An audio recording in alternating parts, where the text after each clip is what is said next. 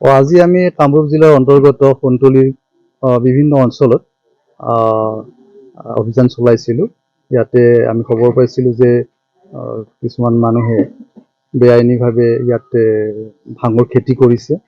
গতিকে সেইখিনি আমি স্থানীয় দল সংগঠন আমচু এনেকৈ বিভিন্ন সহযোগত স্থানীয় লোকৰ সহযোগত এইবিলাক আমি পালোঁ আৰু পাই গছবিলাক নষ্ট কৰি পেলাইছোঁ। এইখিনি আমি প্ৰায় 200 জোপামান ভাঙৰ গছ এনেকৈ আমি নষ্ট কৰিছোঁ, কাটি পেলাইছোঁ, কাটি পুৰি পেলোৱা হৈছে।